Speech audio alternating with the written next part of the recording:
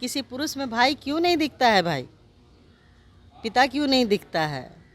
तो ये कहीं ना कहीं आपका नियत, नीति और आपका चरित्र दर्शाता है कि आप किस व्यवहार, किस आचरण की हैं।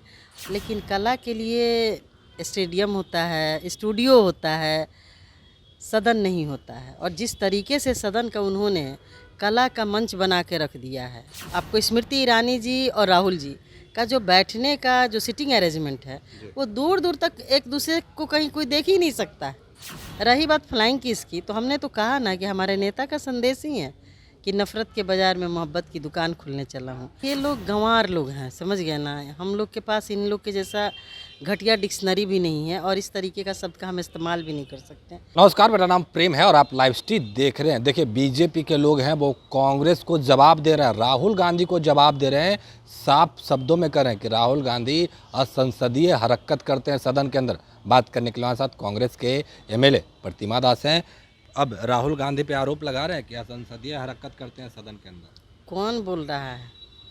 उनको तो लग रहा है कि बीजेपी के बारे में जानकारी नहीं है। कुछ वर्ष पहले की बात है, बिहार विधान परिषद का बीजेपी की ही महिला नेता को बीजेपी के ही नेता ने छेड़खानी किया था और बीजेपी के नेता से ही उनकी पिटाई भी हुई थी। तो माननीय तारकेश्वर प्रसाद जी को शायद जानकारी नहीं है, जानकारी ले लें। और रही बात स्मृति ईरानी जी की, तो स्मृति ईरानी जी बहुत अच्छी कलाकार हैं। हम लोग उनका सीरियल देखते थे, क्योंकि सास भी कभी बहू थी। तो रोने में, गाने में, चिल्लाने में वो मतलब बहुत एक सुलझी हुई और परफेक्ट कलाकार है।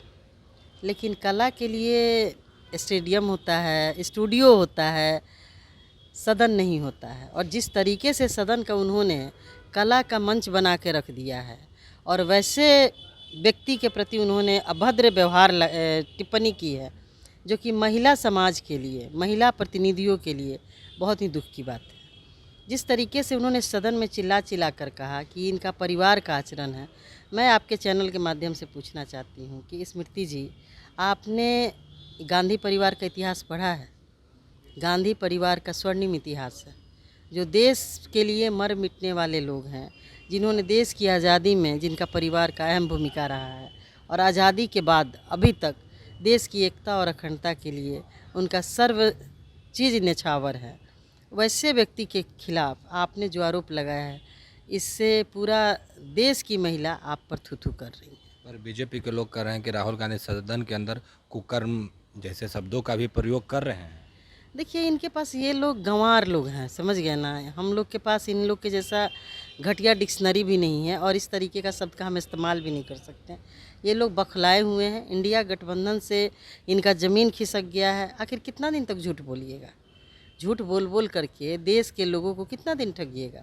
बेरोजगारी चरम पे है, महंगाई चरम पे है, बेरोजगारी इतना है कि हर घर में आपको नौजवान बेरोजगार है जो रोज़गार के लिए भटक रहा है। महंगाई, कभी दाल महंगा हो रहा है, कभी तेल महंगा हो रहा है, पेट्रोल डीजल का दाम देख लीजिए, गैस का दाम देख लीजिए, आटा चावल का दाम देख लीजिए। ये सब इन लोग को नहीं दिखाई देता है। ये लोग सत्ता में भी आए गांधी नेहरू परिवार का भजन करते हुए और जाएंगे भी गांधी का भजन करते हुए। नहीं, राहुल गांधी अगर सदन के अंदर इस तरीके का हरकत किया तभी तो 20 सांसदों ने, जो महिला सांसद है, उन्होंने लिखित आवेदन दिया। देखिए, ऐसा कुछ नहीं है। राहुल जी के सदन में आने के भनक से ही ये लोग बौखलाए हुए थे, घबराए हुए थे और इनके पास कोई चारा नहीं था। मोदी जी के पास कोई चारा नहीं था। जिस तरीके से हमने बीजेपी के महिला सांसद का बयान सुना है, श्रीमती स्मृति ईरानी जी और राहुल गांधी, आप किसी माननीय सदस्य को, चाहे वो किसी पार्टी का हो, आप उसको इस तरीके से अपमानजनक तरीके से उसको संबोधित करती हैं। ये आपकी मानसिकता को दर्शाता है कि आप लोग का प्री प्लान था कि राहुल जी आएंगे और उनके खिलाफ राहुल, जिस तरह हमने भी देखा है विधान लोकसभा की कार्रवाई का फुटेज, आपको स्मृति ईरानी जी और राहुल जी का जो बैठने का जो सिटिंग अरेंजमेंट है, वो दूर दूर तक एक दूसरे को कहीं कोई देख ही नहीं सकता है। रही बात फ्लाइंग किस की, तो हमने तो कहा ना कि हमारे नेता का संदेश ही है कि नफ़रत के बाज़ार में मोहब्बत की दुकान खुलने चला हूँ। और आपको हम तो आज फिर कह रहे हैं कि आपको किसी पुरुष में भाई क्यों नहीं दिखता है भाई, पिता क्यों नहीं दिखता है। तो ये कहीं ना कहीं आपका नियत, नीति और आपका चरित्र दर्शाता है कि आप किस व्यवहार, किस आचरण की हैं। और आप क्या कहना चाहती हैं? पिछले दिनों आपने एक बयान दिया था कि स्मृति ईरानी ने अपने जो सहेली के हस्बैंड से शादी कर लिए थे, पर बीजेपी के लोग कह रहे हैं कि इस तरीके का बयान राजनीति में। क्यों वो किसी के खानदान परिवार पे उंगली उठा सकते हैं? स्मृति ईरानी पारसी हैं, वो हिंदू हो सकती हैं और लोगों को हिंदू मुसलमान करते हैं। पारसी कब से हिंदू हो गया है? हम आपके चैनल के माध्यम से पूछते हैं, वो लोग जो करते हैं वो सही है, राष्ट्रहित में है।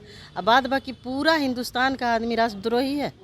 बीजेपी के लोग का जो राजनीति है नौटंकी मंडली है वो, और कुछ भी नहीं। कभी कोई बीजेपी के नेता महंगाई पे बोलता है क्या? भ्रष्टाचार पे बोलता है क्या? महिला उत्पीड़न पे बोलता है क्या? फिर उसी सदन में ब्रजलाल जी बैठते हैं, ब्रजभूषण जी, जो कि रेसलर हैं। रेसलर महिलाओं ने उन पे आरोप लगाया। कोई महिला अपने चरित्र का हनन नहीं करवा सकती है, क्योंकि वो कलाकार नहीं है। वो मान प्रतिष्ठा के लिए घर से निकलती है और प्रतिष्ठा को ताक पे रख के नहीं निकलती है। कई महीनों तक वो जंतर मंतर पे भूखे प्यासे उसने आंदोलन किया, उनको बर्खास्त करने की मांग की। तब तो स्मृति ईरानी जी नहीं बोली। तब तो महिला सांसद नहीं आई कि भाई हमारे सांसद द्वारा महिलाओं के साथ इस तरह का खिलवाड़ किया जा रहा है। उनको क्यों नहीं आप लोग बर्खास्त करते हैं? तो आपका दोहरा चरित्र है। आप लोग अच्छे लोगों पर उंगली उठाते हैं क्योंकि आपका चरित्र ही ऐसा है। तो कांग्रेस के एमएलए प्रतिमा दास थे, क्या कुछ कर रहे थे वो आपने सुना। बाकी की तमाम खबरों के लिए बने रहे लाइव के साथ। धन्यवाद।